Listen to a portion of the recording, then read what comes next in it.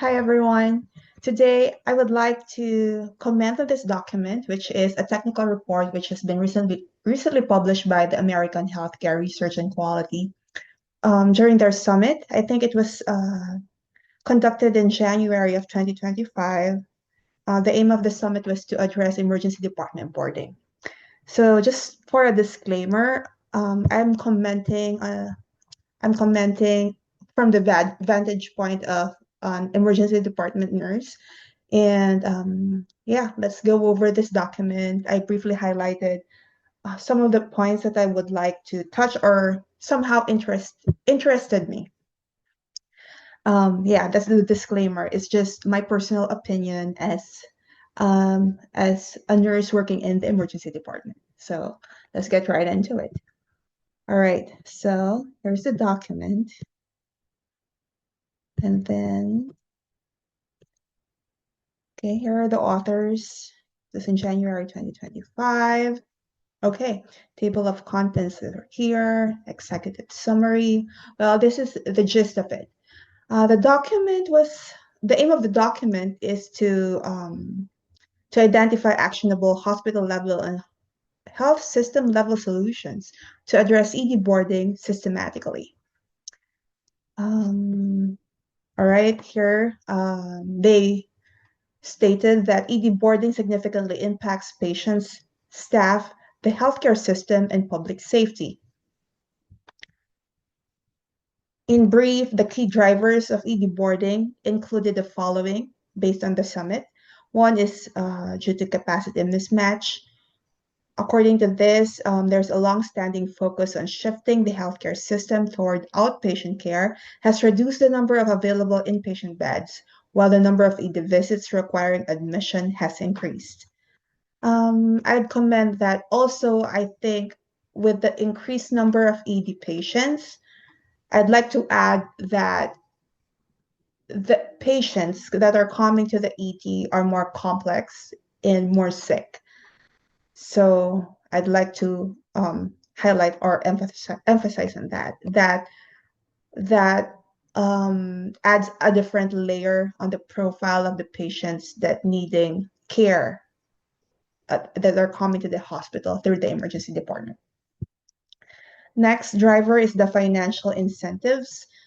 This driver is to ensure that their financial well-being. Hospitals prioritize higher revenue patients, such as those needing elective surgery over lower revenue patients, such as those admitted through the ED.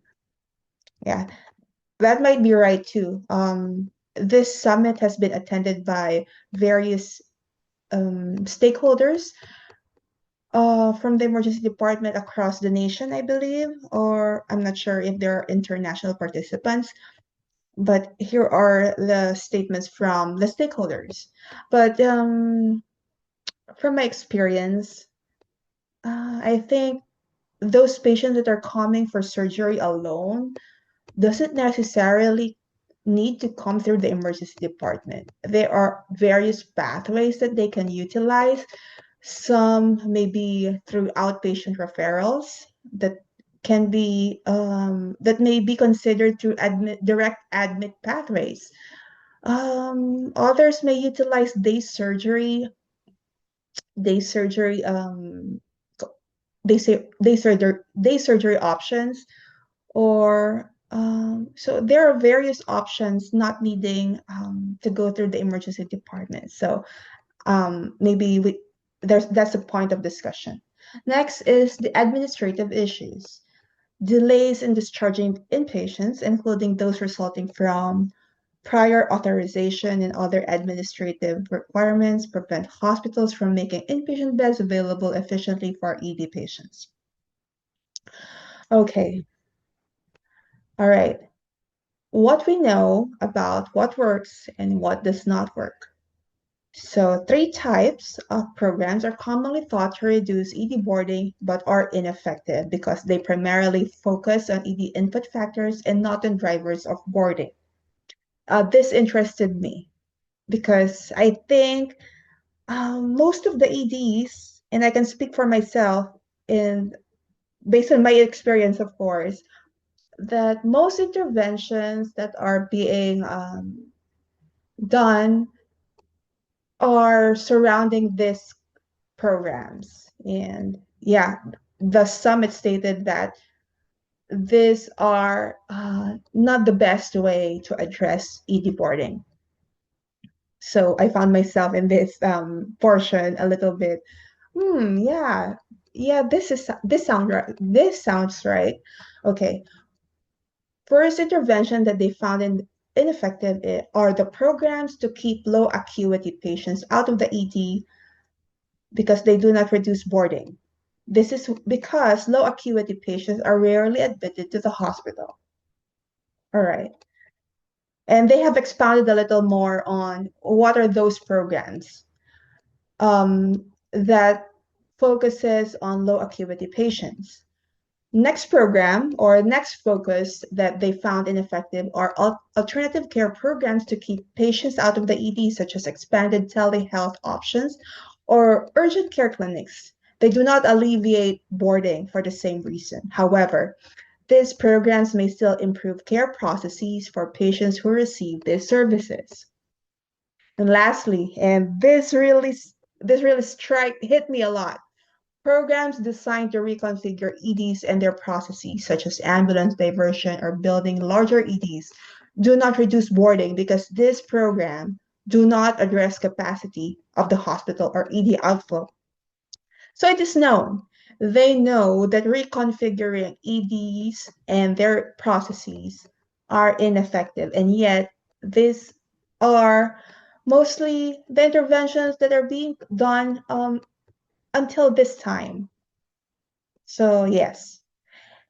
And then this summit has outlined some proven solutions that include one, surgical smoothing, which they describe as distributing elective surgeries more evenly across the full week to reduce peaks in inpatient bed demand and enable ED patients to move to inpatient units more rapidly.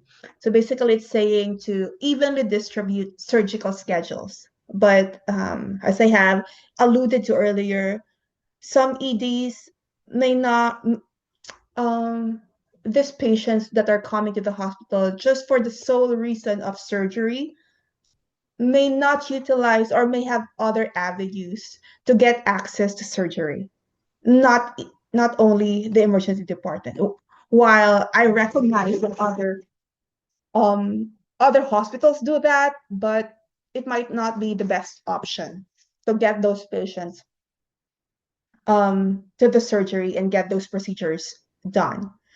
Next, proven solutions are streamlined discharges, including discharging patients early in the day, planned weekend discharges, and using discharge lounges, make inpatient beds available more quickly for admitted ED patients. This makes sense because as this document have explained, ED boarding is a capacity issue. I'd say in different terms that this is a bottleneck issue. There's there is a high influx of ED patients that coming in that needs to get disposition, whether they get admitted, they need to go out of the ED, whether that means going back home, going back to where they originally come from, or be transferred or get diverted anywhere else. So, and getting to their right disposition is the problem. How to move them. So this specific point addresses the admission issue. Now, how to get the spaces to the inpatient? Well, I think frequent review of necessity of those patients staying in the hospital, reviewing of their stay, whether they still need to occupy that bed or not. Frequent frequent review, I think, is helpful. Maybe every day. If of course, it depends on the case. Um, I think that's helpful. And making sure that everything is ready prior to discharging that patient. If we, for example, we always say, or we know the fact that discharge planning always start from admission. So making sure that everything is ready for this patient's potential discharge begins immediately after an admission decision is reached, right? So I think that is the key for us to make space for this admitted patients in the ED. We should get those admitted patients be reviewed for their necessity for admission. I agree to that point.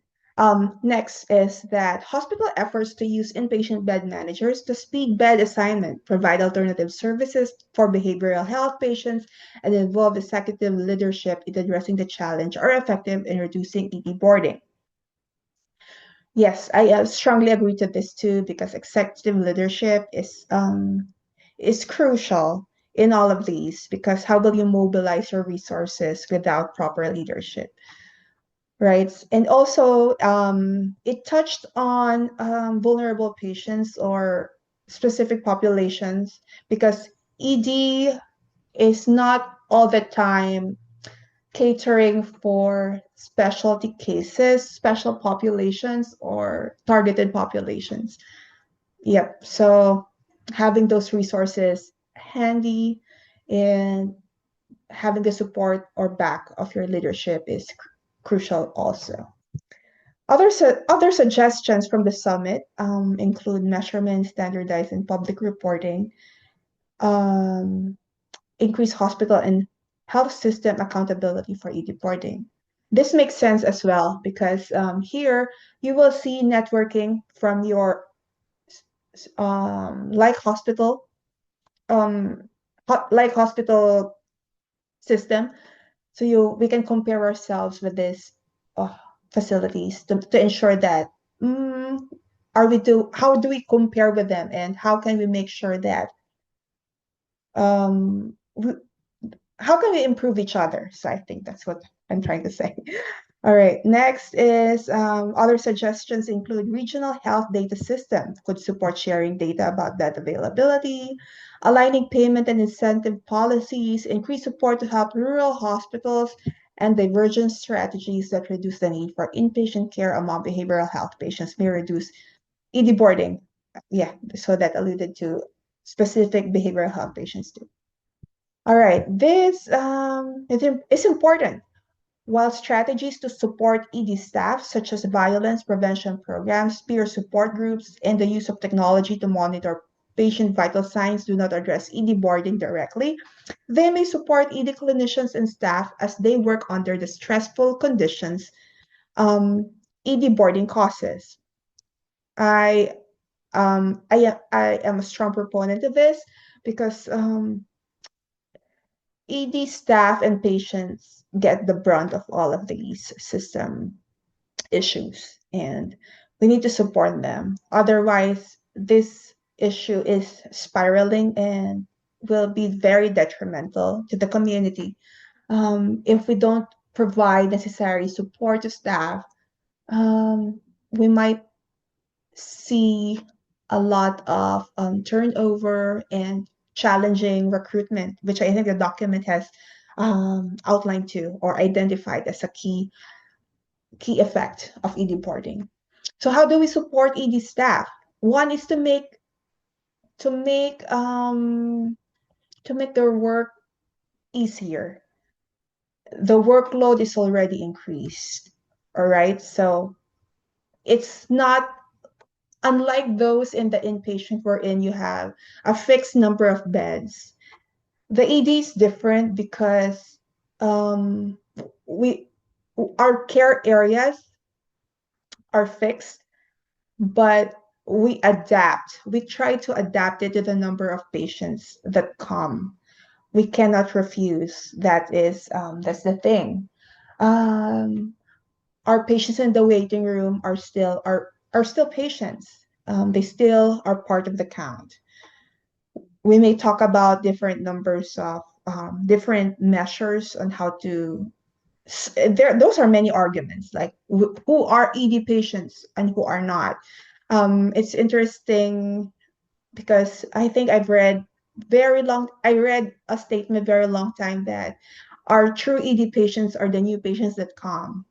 So, right? So these patients that are in the waiting room should really receive the ED care that they need because those in the boarding patients are technically not within the scope of the ED care. So those are the arguments and touchy arguments and um, and some clinicians may take sides on the different opinions, but those are the things. This is a complex and political issue.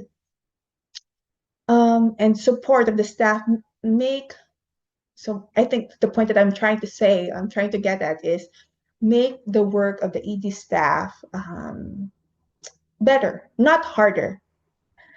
The workload is already increased, so let's try to make let's try not to make the work more harder. It's a more difficult. That's okay. So if there are means to automate things, of course there's always a trade-off, right? If you make automation a part of the workflow, a part of the operations, there is an accompanying safety issue there. There are arguments that because technology helps us, sometimes we lose that critical component of verifying, double checking. So there's a trade-off, right? Technology helps us, but we must not lose sight of the safety critical steps because we might fall into the cracks and commit egregious patient safety events. So that's we don't like to happen, and that's what we're trying to avoid. So if there are workflows that can help the staff make their work life easier, like um, as I mentioned, automation, with a disclaimer that we are not compromising patient safety and staff safety, of course. Other things like duplication of work, making our work or operations lean. Um, as you can see, we might consider examining our workflows and see what is not value added and non-value added, avoid duplication. So make things easier for the staff. What is important to be done, that needs to happen, and whatever is not really important and non, then review the workflows and see what works well, what is feasible for us to meet the regulatory compliance, regulatory needs, and patient safety goals while not compromising uh, whatever is asked from us from these agencies and by of course by our duty to our staff, but also take consideration of how can we make the workflows of our staff easier. Next is this is a hot topic: violence prevention programs. So the ED is a catch-all of everything. I'm not saying the rest of the hospital is not experiencing violence, but I'm speaking based on the experience that I had. Um, there are increased number of violence or maybe increased number of reported safety workplace violence, and we need to support that. We are seeing increased turnover of staff, and they're saying violence in the workplace should not be tolerated, and we agree to that. We all agree to that. But yeah, it happens. It happens, and of course there are measures in place to avoid this from happening, but still it happens, and it's a work in progress. Peer support group for decompression whenever there is a crisis of a crisis of any form happens. So that has to be in place. So all of the support that the organization can give to the staff should really be provided. So yeah, I agree to all of these. Next is the opportunities for government leadership. Yep, I agree to that too. Uh, this document highlighted potential areas for federal and state leadership. And moving forward to identify pathways for action, I think they're just planning to have future discussions about that. All right, so that's the executive summary in itself, in a nutshell. All right, introduction. ED boarding has been going on for decades. For decades? Yeah, for decades, but it has increased in recent years, most especially after pandemic. All right, what else? Boarding was defined in this document as the practice where a decision is made by medical staff to admit a patient, but the patient is physically kept in the ED because a hospital inpatient bed is not available at the time, right? So that's the definition that they have laid out here. Patients are commonly boarded in the ED for hours or days while waiting for a hospital bed. Boarding is fundamentally an ED output problem, reflecting the inability to move patients who have been assessed and provided with stabilizing treatment out of the ED and into a care setting designed to best address their needs, such as an inpatient ward or an intensive care unit. Therefore, the term ED boarding is a misnomer because the problem is not caused by or within the control of ED staff. Instead, the ED is where the symptoms of the hospital-wide and health system patient flow problem converge and appear, leading to leading to challenges that have caused the ED to be dubbed the canary in the healthcare system. In short, ED boarding is an indicator of broader issues such as system capacity, flow through of patients, and the overall health of the healthcare system. This led to the summit. This led to the proposal that the ED boarding, its terminology, be retired and replaced by the term hospital system overload. Oh, that's fresh for me to hear, and I think I don't object because this is we are just seeing boarding in the ED, but all in all, it's a hospital system issue. What else? Um, why does it matter? So there here, boarding is so widespread and harms to patients are so well established. There was a standard, in fact, that was set by the Joint Commission in 2012 that boarding in the ED should be no more than 4 hours. That hit hard. I think patients stay in the ED 4 hours for just to reach a disposition in itself and not even boarding. And boarding, yeah, yeah, it's hard. 4 hours. How many of the EDs nowadays hit this mark? I don't think many. What else? Of course, the um the statement about associating boarding to patient safety is incontrovertible. No one can dispute that. We know for a fact that patient is at risk here. More injuries, more hospital-acquired conditions, more infections, poor experience. Those are all attributed to boarding. And also for staff too, right? Harm, burnout, staff injury, workplace violence. What else? Medication errors, safety issues. So all there are a lot of complexities in terms of patient safety issues that we can associate with boarding. What else? They have narrated a lot of experiences. Okay, impact on ED staff. I talked a lot about this: violence, burnout, recruiting issues. This one is a little controversial for me.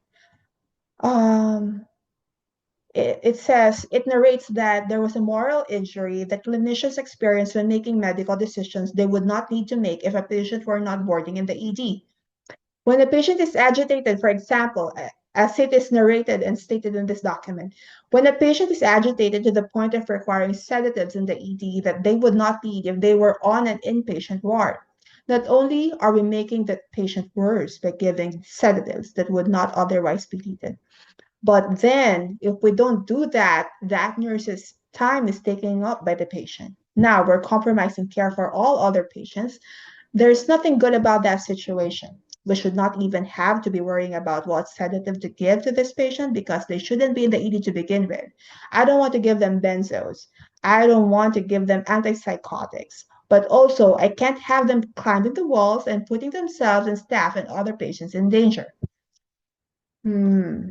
One summit participant noted that ED boarding sends a signal to clinicians that my specialty is not important and my patient's not important to hospital and health systems leader. That's a little alarming to me. Yeah, that's just to me. Because I think this should be discussed on what are your guidelines and policies.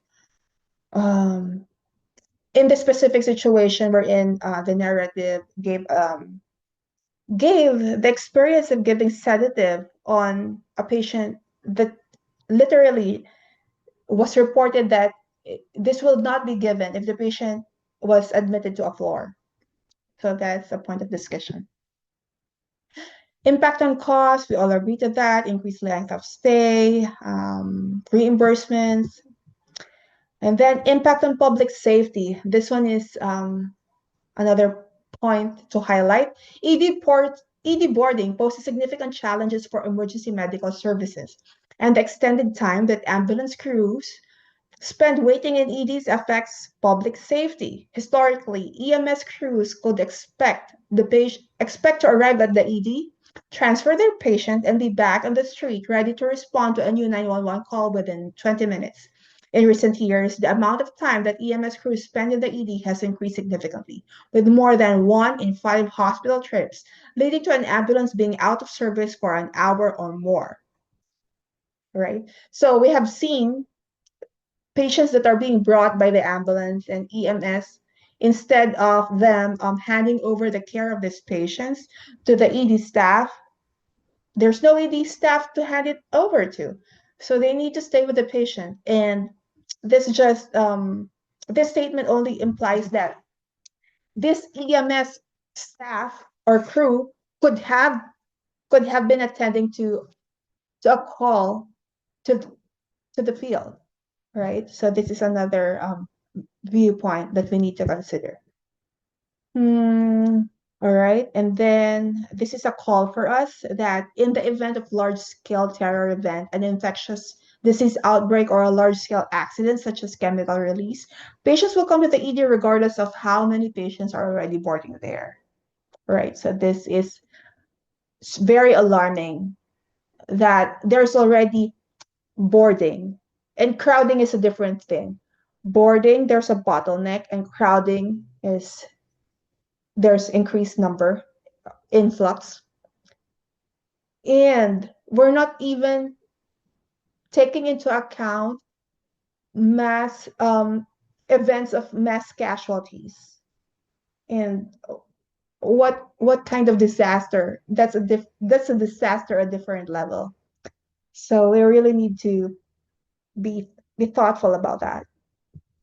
So ED drivers of ED boarding has been I talked a lot about it. I talked about this in the executive summary. Okay, this is interesting. What does not work? So low acuity patients are rarely admitted to the hospital. Okay, thus programs to keep these patients out of the ED have minimal impact on reducing ED boarding. Such programs described by the summit participant include efforts to educate patients about going to the ED or to an urgent care clinic, build urgent care clinics near EDs, provide mobile health units, enable EMS to treat low acuity patients on site without transporting them to the hospital. Well, those interventions are good, but according to this report, those may not helpful as much as we thought it would be. Next, alternative care programs designed to keep patients out of the ED also do not directly alleviate boarding. Such programs discussed by summit participants include expanded telehealth options, expanded primary care hours, chronic care management, transportation programs, which include EMS transport of patients to destinations other than the ED, programs solely designated to address social determinants of health. In addition, and in addition, programs designed to reconfigure EDs and their processes do not help reduce boarding. Such programs that were described at the summit include, and it hit me, building larger EDs. Why do we keep doing this? Diverting ambulances to other hospitals, placing a physician or other clinicians at triage to decrease time from patient arrival until a clinician first sees them, measuring time from patient arrival until a clinician sees them, decrease the proportion of ED patients who are admitted to the hospital, training and hiring more ED physicians. Well, while these interventions are good in itself, I think this technical report confirms that we should rethink how we approach ED boarding. Let's say building larger EDs. Yes, it's true. It's helpful. It's helpful if we're talking about caring for the increased number of patients that's arriving. But addressing ED boarding, it will not it will not be solved by building larger EDs. If we have the capacity to build larger EDs, why not build or expand inpatient care spaces wherein ED patients that has been dispositioned, that has an admission decision, be moved to that care space and receive the care that they deserve, that they need, right? So I think these interventions in themselves are really good, are really thought of, but it it may not directly it may not directly solve our crisis of ED boarding. Now, what does work? Um, they alluded smoothing elective scheduling of the surgery cases, protocols for this discharge planning, and observation unit. This is a good thing too. This is a transition wherein if you're not yet decided whether or not the patient needs admission, so this is a transition between ED care and inpatient care, maybe you can consider observation unit. Um, Observation units are staff spaces focused on expeditiously delivering care to patients for approximately 23 hours as an alternative to inpatient admission. This helped to decompress the ED and reduce boarding, right? There's a lot of content here about providing care to specific population. What else might we try? Benchmarking and what else?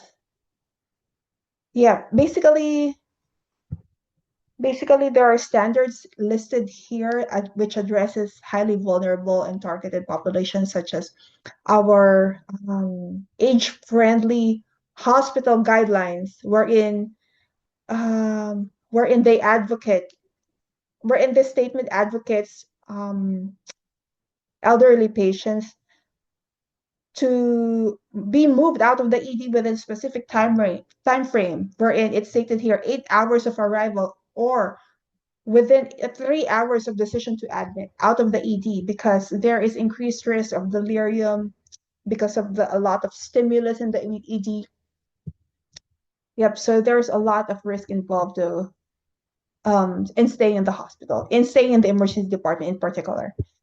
Um, all right, I think those are the gist of it. Lastly, support for staff. And I have touched on this a little bit, but let's read. Um, how else can we support our staff? One is to develop and implement ED-specific violence prevention strategies and provide training to clinicians and staff. Next is to provide resources to help connect clinicians with behavioral health services to support their own mental health. Yes, that's right. That's very important too. Next is to create peer-supported education support groups to allow clinicians to discuss boarding-related concerns and solutions. Consider using technology to monitor patients' vital signs and alert clinicians when the patient's health is deteriorating, right? Technology can aid us, but always find the balance between efficiency and safety. Next is consider using technology to augment and speed the preparation of clinical notes. So we have in the age of artificial intelligence and its expanding development, we can make a lot of our workflows integrated with this technology too. Next is provide real-time access to language interpretation services for patients who need them. What else? And then there's a lot of discussion that needs to be involved, stakeholders to collaborate with, and engaging leadership, of course. Moving forward, I think this is the call for us. The report suggests one productive path for action.